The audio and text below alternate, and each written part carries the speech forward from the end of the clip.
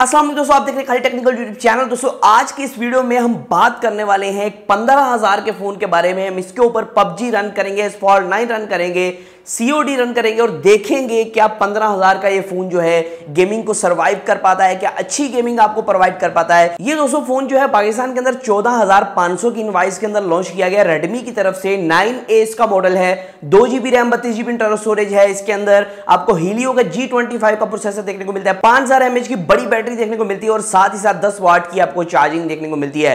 दोस्तों ये जो फोन है 6.53 इंचेस के एक बड़े डिस्प्ले के साथ आता है।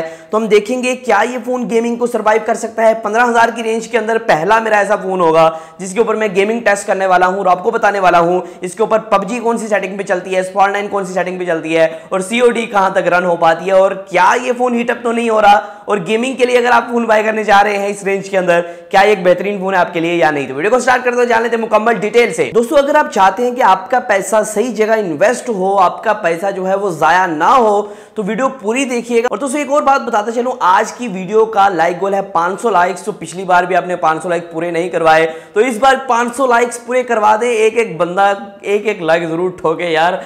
कम से कम मेरे 500 लाइक्स हो जाएं तो दिल को बहुत खुशी हो जाएगी, बहुत मतलब कि मजा आ जाएगा। और वीडियो को शेयर कीजिएगा उन दोस्तों के साथ जो कि 15,000 की रेंज के अंदर फोन बाय करना चाहते हैं, गेमिंग फोन बाय करना चाहते हैं। दोस्तों वीडियो को स्टार्ट कर लेते हैं। दोस्तों यहाँ पहले हमने सीओडी टेस्ट की और जो है यहाँ हाई सेटिंग पे सीओडी जो है वो आसानी से रन हो पा रही थी और यहाँ डेप्थ ऑफ फील्ड ऑन करके मैंने जो है सीओडी स्टार्ट कर दी। और ग्राफिक्स जो है मुझे काफ़ी अच्छे लग रहे थे। आपको पता है कॉल ऑफ ड्यूटी के मोबाइल के अंदर जो ग्राफिक्स हैं वो काफ़ी कमाल देखने को मिलते हैं और यहाँ किसी भी किस्म का सीओडी के अंदर, कॉल ऑफ ड्यूटी के अंदर मुझे लैग नहीं देखने को मिल रहा था।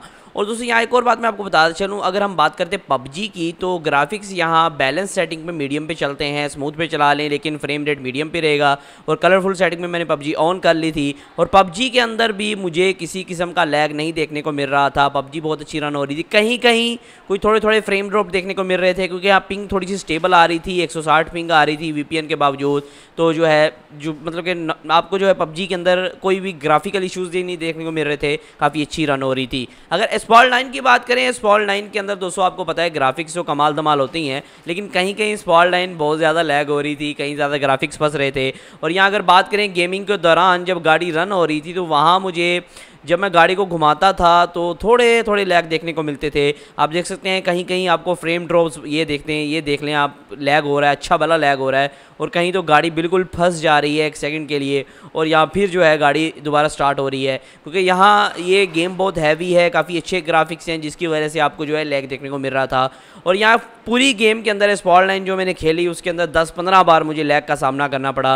मतलब कि आप कह सकते हैं स्पॉल 9 के अंदर आपको बहुत ज़्यादा लैग देखने को मिल रहा है और बहुत ज़्यादा फ्रेम ड्रॉप देखने को मिल रहे हैं जिसकी वजह से आपकी गेमिंग परफॉर्मेंस पे भी फ़र्क आ सकता है। आप देख सकते हैं हर जगह गेम जो है वो लैग हो रही है, कुछ ना कुछ देर बाद गेम है वो लैग हो रही है और जब मैं गाड़ी घुमा रहा हूँ फिर भी थोड़ी सी लैग हो रही है।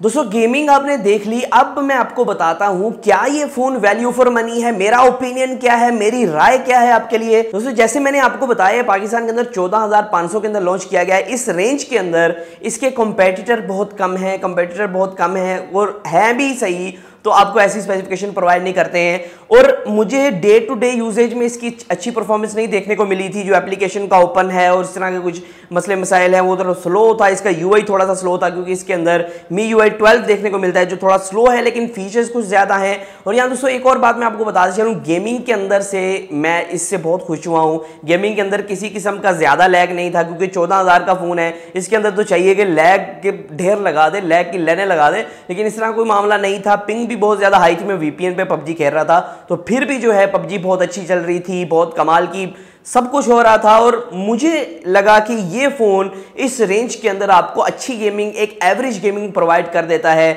अगर आपके पास पैसे सिर्फ 15,000 है, आप 2-3 हज़ार भी ऊपर नहीं जाना चाहते, अगर आप 2-3 हज़ार ऊपर इन्वेस्ट करना चाहते हैं फिर तो रियलमी की तरफ से, रेडमी के ही अच्छे फ़ोन आपको अवेलेबल करवाए जाते हैं। लेकिन चाहते हैं कि भाई मैं 14,000 के अंदर कोई फ़ोन बाय करूँ, तकरीबन 14 के मार्केट से आपको मिल जाएगा, 14,000 का कोई फ़ोन बाय करूँ तो ये एक बेस्ट फ़ोन है आपके लिए। तो मुझे नहीं लगता था इसका जो प्रोसेसर है वो सर्वाइव करेगा, लेकिन इसने सर्वाइव सर्वाइव किया और ये फोन हीटअप भी नहीं हो रहा। सबसे अच्छी बात कि आपको जो है ज्यादा हीटिंग प्रॉब्लम नहीं प्रोवाइड करेगा और बैटरी बड़ी होने की वजह से आपको परफॉर्मेंस अच्छी मिल पाएगी और आप जो है लगातार गेमिंग कर पाएंगे। दोस्तों, एक एंट्री लेवल स्मार्टफोन होने की वजह से इसके अंदर आपको लैग तो देखने को मिलेगा थोड़ा बहुत, जैसे मैंने आपको बताया S9 के अंदर आपको थोड़ा थोड़ा लैग देखने को मिल रहा था और PUBG के अंदर कुछ जगह आपको थोड़ा थोड़ा लैग देखने को मिल रहा था। COD जो है वो स्मूथ चल पा रही थी लो सेटिंग पे, मीडियम सेटिंग भी कह सकता हूं।